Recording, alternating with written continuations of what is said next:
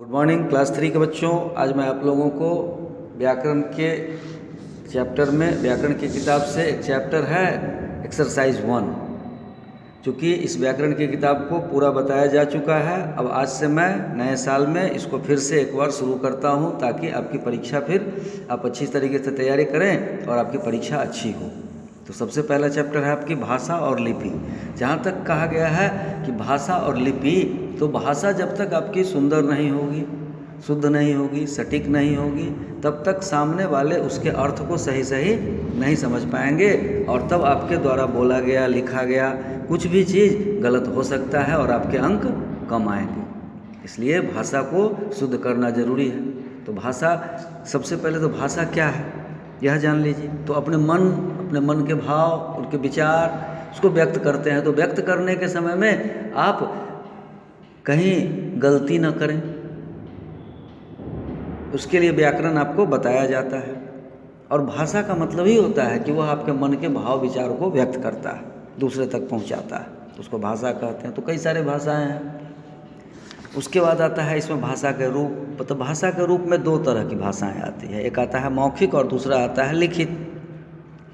मौखिक भाषा का मतलब होता है जिस भाषा को हम मुँह से बोलकर व्यक्त करते हैं उसको मौखिक कहते हैं, और जिस भाषा को हम लिख कर व्यक्त करते हैं उसको हम लिखित कहते हैं। बहुत सारी भाषाएं हैं हमारे देश में, अनेक प्रकार की भाषाएं हैं बच्चों। अलग अलग देशों में, अलग अलग राज्यों में अलग अलग भाषाएं बोली और लिखी जाती है। अब जैसे भारत में अनेक राज्य हैं जहां अलग अलग भाषाएं बोली जाती है।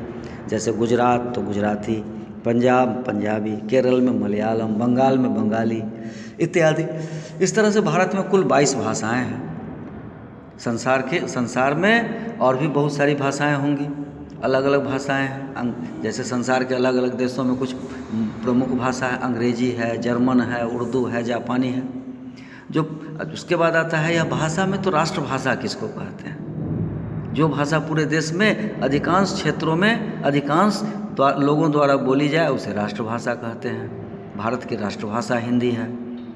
अब इस भाषा को लिखने के लिए हमको कुछ ज़रूरत होती है। लिखा कैसे जाएगा इस भाषा को? बोलते तो हम हैं मुंह से, लेकिन लिखेंगे कैसे?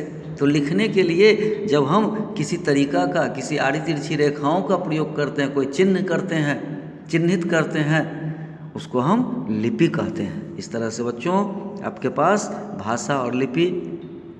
अब उसके बाद देखिए, तो लिपि में तो पंजाबी को किस में लिखते हैं? तो गुरुमुखी लिपि में लिखते हैं। उर्दू को किस में लिखते हैं? तो फारसी लिपि में लिखते हैं। और अंग्रेजी को किस में लिखते हैं? तो रोमन लिपि में लिखते हैं। इस तरह से इन सारे प्रश्नों को मैंने पिछली बार भी बताया था।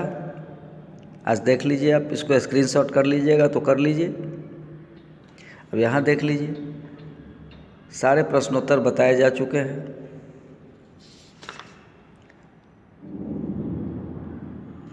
चलिए, तो मैं फिर दूसरे दिन आपको दूसरा चैप्टर पढ़ाऊँगा।